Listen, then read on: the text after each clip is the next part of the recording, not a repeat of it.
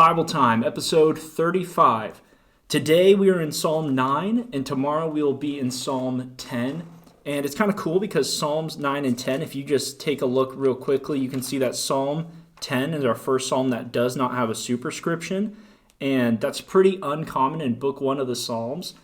But what we do know is that Psalm 9 and 10 at one point were one psalm together. And so we're going to go through it. We'll go through it separately. We'll do Psalm 9 today, Psalm 10 tomorrow, and get the most out of it. But just so you guys know, that's kind of the way it's structured. It is an acrostic, and what that means is that the first letter in each stanza will begin with the same letter. And it will be, verses 1 and 2 all start with the first letter of the Hebrew alphabet, and then verses 3 and 4, it keeps going. It'll just be, all A, B, B, B, C, C, C, that kind of thing. And that's how we know that 9 and 10 are together, because they're one acrostic poem. But let's just get into the beginning of Psalm 9. So we have for the choir director, and that is familiar to us. And then we have this phrase right here, on Muth Laban, which that means, in Hebrew, that means according to the death of the son, or on the death of the son. And what this is most likely is this is showing the choir director specifically how the song was supposed to be done. So it was probably a certain tune. It would be like if I were saying, okay, here are the lyrics to a song, and then the melody is, when the saints go marching in. That's the tune you're supposed to do it to. So that's what that little phrase means. And then we have the familiar author. We know him and love him. We have David right here. All right. So we start off with, I will give thanks to the Lord with all my heart and tell of all your wonders. Right. We have this great kind of summation of what the life of someone who loves the Lord is supposed to be. It's you worship, you give thanks, you praise, and you tell others. Right. I will tell of all your wonders. This double, I will love you for it, and I will tell others of what you've done, right? And I will give thanks to the Lord with all my heart. With all my heart. That's all my mind, all of my ability. It's going to completely engulf who I am. I will confess it, and I will praise you for it. If you look back at Psalm 7, verse 17, it's actually very similar in the language here. This is almost the same phrase, because verse 17 says, I will give thanks to the Lord according to his righteousness. I will sing praise to the name of the Lord Most High, right? I will sing praise to the name of the Lord Most High. And that's very similar to this phrase, right? And we have your name. Your name. This makes us think of Exodus chapter 3. This is the very first time that God introduces Moses to his name, who he would be known by. This is that famous passage where Yahweh says, I am who I am. And he says that my name is Yahweh. This is my name for all generations, right? This is God's name. That's his name right here. That's the way God wants to be known. So I will be glad. I will exult in you. I will sing your praise, right? So we have this very praiseful introduction to the psalm. And then we go on, it says, when my enemies turn back, they stumble and perish before you. Right? When my enemies turn back, when I call on God to fight my enemies, and when they're running away, when they turn back, they stumble and they perish. These words have this idea of collapsing, being destroyed, even being killed, right? Before you, before God. Because they can't stand before you. My enemies don't stand a chance. Why? Because you have maintained my just cause. This phrase, you've maintained my cause, if you look at 1 Kings 8:45, this really does have this idea of in times of war, when your people go out to war, this is part of Solomon's prayer to God, is that when your people go to fight, maintain their cause. Be on their side. And what David is saying is when my enemies are running from you and you fight them, it's because you're on my side. Because God, he fights for me. He is my God. Yahweh is my God who defends me. And he says that you have sat on your throne. You sat on your throne judging righteously. Right? This is interesting because this really sounds like the language of Psalm 2. Right? Where God says, hey, my response to the enemies, to the nations, to the world who are going to fight. When we remember this, why do the nations rage and the peoples plot in vain? This really has the same idea of God sitting on the throne. And in Psalm 2, you have this idea of the king that God has put in Zion. And what you'll see in the Psalms, and it's really cool, even as we think about the New Testament revealing who Jesus is as the Son of God and as the King, you get this blurring where what God does and what the King does starts to look the same. You see it in the Psalms, you see it in a lot of the prophets, right? So you have God himself sitting on the throne judging righteously, right? And he is maintaining the cause of his people.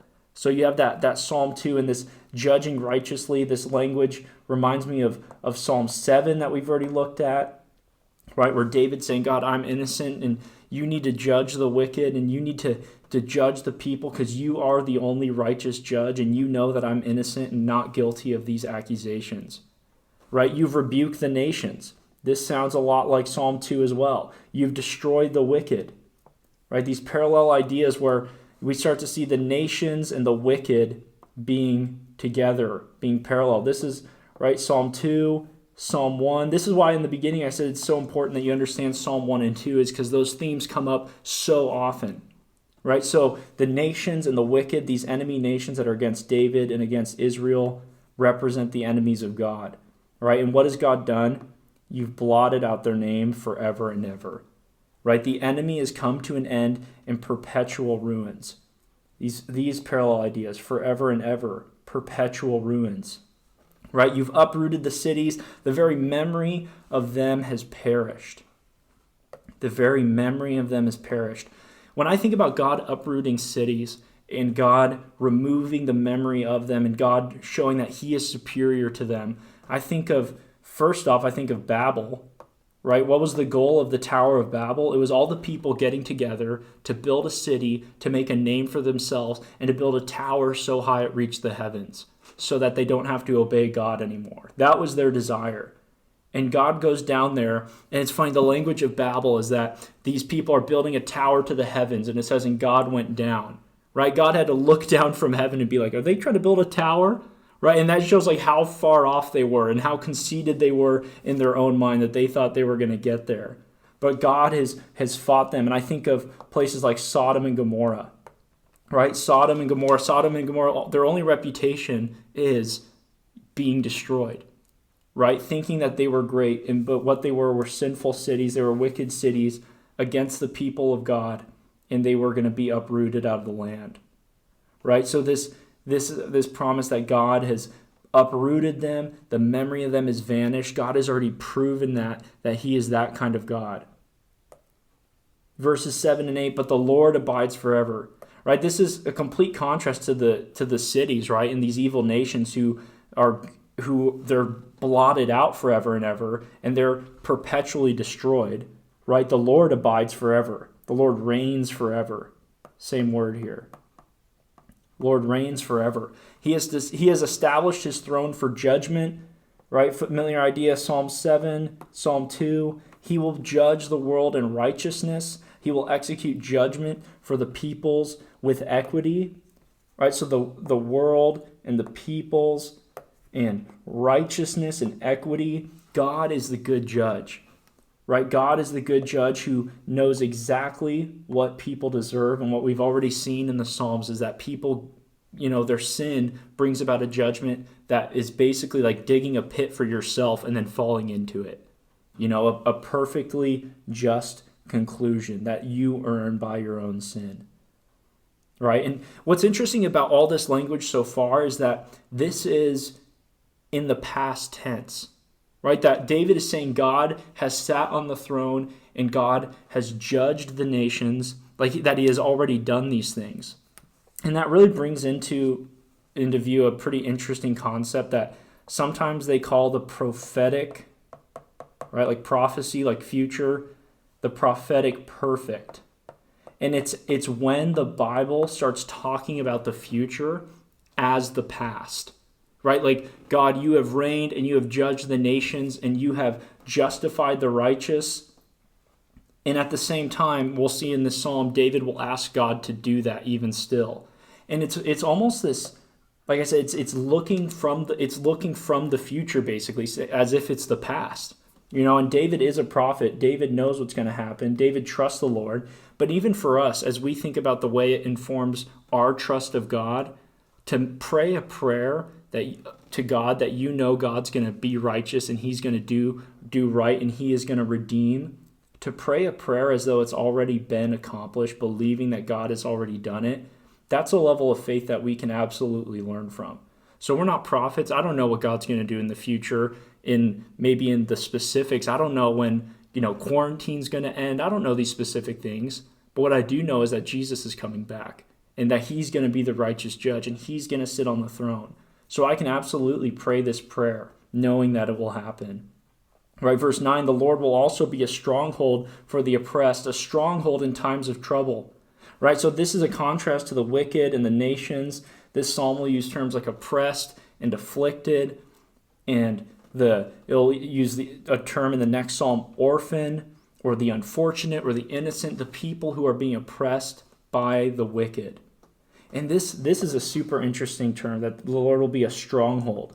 Because even as I think about the way that God has put down cities, he put down Babel in their pride and in their sin, this term stronghold has the idea of a high tower, right? And it's this reversal where these nations who want to be in a high tower, that think that they are established by themselves, will actually be brought down. But God himself will be a tower for the oppressed. God will put the weak people exalted, right? And he'll redeem them. So it's this beautiful reversal and this perfect justice of God, right? And David knows what it means to need God as your stronghold, right? David has fled and hid in caves from Saul. He's had to flee from his own son. He's been oppressed by his own people. He's been the proper king, but not treated as the king. And so he knows what it means to need God as a stronghold. And Psalms 3 through 7, all of those Psalms are an appeal from David to God to be just and to deal with his enemies and to help him, right? To be a refuge for him. So David knows, and we can learn something from that prayer, to not be trying to do this on our own. And those who know your name will put their trust in you, right? We've talked about this. Those who know your name, those who intimately know who you are, know your deeds, will put their trust in you. If people know you, all they can do is put their trust in you. Right? For you, O Lord, have not forsaken those who seek you. Right? This is the fear, this is the prayer of so many Psalms, that you would not be forsaken, that David would not be forsaken. And this promise that Yahweh does not forsake those who seek him, those who find refuge in him. And that's an absolute comfort for us as well. Verse 11, sing praises to the Lord who dwells in Zion, declare among the peoples his deeds. This, what we saw earlier in the very beginning of the psalm was this praise and tell others, right? And you see it again, sing praises and declare, right? That's the role of the people of God. And the Lord who dwells in Zion, what does Psalm 2 say? But that the Lord has put his king in Zion. So again, we see this blurring where the Lord and the king start to become, one figure, right? And we see that the Lord, God himself, will be the king in Jesus. Right? In Zion, again, this unique place that God has chosen as his dwelling. He dwells in Zion. And Zion, if you want to get a good understanding of how important Zion is, Jerusalem is to the presence of God, and what it meant to the people, I think that 1 Kings, this is 1 Kings 8, this is Solomon praying after the temple is built. And I think it gives the best idea of just how Israel viewed the temple, how Israel viewed the presence of God where he was in Zion, and how important that was. Ezekiel 48, the very, very last phrase is that after the temple is built, it'll be called God is here, right? After the new temple is built. Revelation 21 to 22, the new Jerusalem. All right, so this idea really has this idea of Zion basically being a designation, a name that means this is the place where God dwells on earth with his people. Right? So we're going to sing praises to this God who dwells with us. Verse 12, for he who requires blood remembers them. This God who requires blood, this is Think about the God who, the blood of Abel, when Cain kills Abel, Abel's blood cries out to God. That's what God says, that he knows, right? And then after the flood, God says that whoever sheds blood, the blood of man, by man shall his blood be spilt, right? That God requires just retribution for man's sins, right? And whenever somebody is killed, when the innocent are killed, God does not forget, right? God does not forget the cry of the afflicted. He hears it, and he knows, and he will pay just retribution. Be gracious to me, O Lord. See my affliction from those who hate me. You lift me up from the gates of death, that I may tell of all your praises, that in the gates of the daughter of Zion I may rejoice in your salvation. Right? You have this awesome comparison of the gates of death to the gates of the daughter of Zion. So what this means is that God spares me from death, right? You spare me from death so that I may tell your praises, that I may rejoice in your salvation, right? So David is saying that God takes me. I was at the gates of death. I thought I was going to die. I was right there. And God took me from there, and he brought me into Zion, where he is, right? Where I can worship, where his presence is. And the purpose of God saving me was so that I could tell others, right? The purpose was that I can declare and sing praises. The purpose of salvation for God's people, right? And we've seen this idea in the Psalms already, that the purpose of being saved is to bring glory to the Lord. The nations have sunk down in the pit which they have made, in the net which they hid, their own foot has been caught, right? This whole phrase, this sounds so similar to what we've already seen in Psalm 7, right? Psalm 7, I believe it's verses 15 to 16, perhaps, somewhere around there. The nations have sunk down in the pit which they have made, right? This idea that not just the wicked, but the nations themselves, the sins that they've done, they will fall into themselves. And it's the Lord has made himself known. He has executed judgment, right? All in the past tense again, right? Like we were seeing in the beginning, that God is as if God has already done this. In the work of his own hands, the wicked is snared, right? This, you get what you deserve. Their hands, the wicked's hands, has brought judgment on themselves. This phrase here, as a side note, we're not sure what this phrase means. I couldn't really find anything conclusive, but Selah, we haven't really talked about that much either. Selah is probably a instruction to pause, to refrain, or maybe it's an instruction to let just the music and not the lyrics play for a certain amount of time. But that is something that we're not totally sure about, but that's kind of the best guess. All right, so getting back though, we have this idea that God is a just God, and his judgment and his righteousness is so sure and so guaranteed that we can view it as though it's already happened. That's how complete it is. Right? The wicked will return to Sheol, even all the nations who forget God. Right? So the returning to Sheol, return to death, they'll return to the dust. They'll be judged. This parallel of the wicked and the nations again. Right? Those who forget God. But remember, we have God who doesn't forget the cries of the afflicted. But those who forget God will be judged.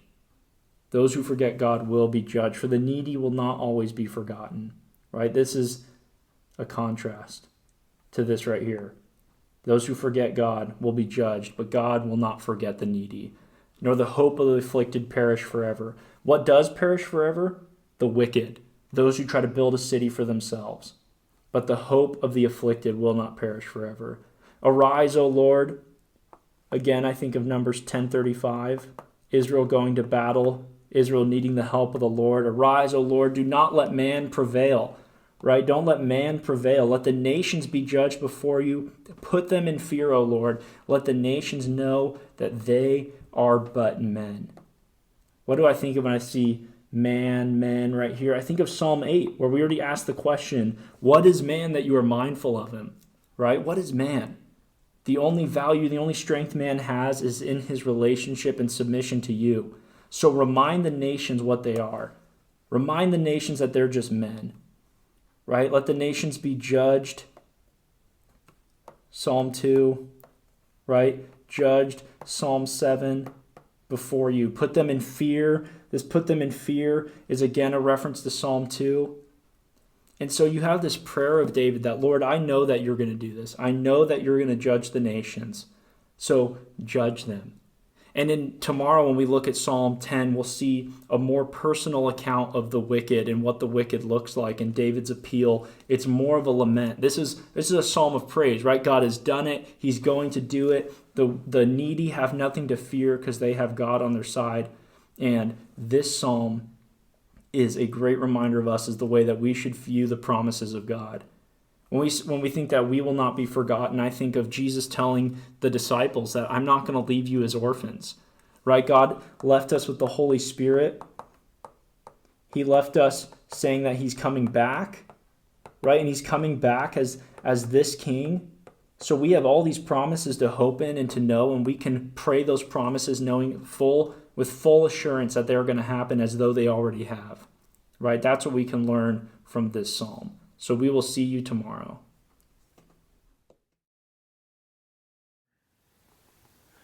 All right, episode 35. Thank you, Andrew. We were talking about how David is so sure in God's perfect coming judgment that he is able to sing about it like it's already happened. And our question for you is, what promises has God given you that you have that much confidence in and that you could sing about like it's already happened, like it's already in the past? So that's our question for you, and we will see you guys tomorrow for episode 36. Bye.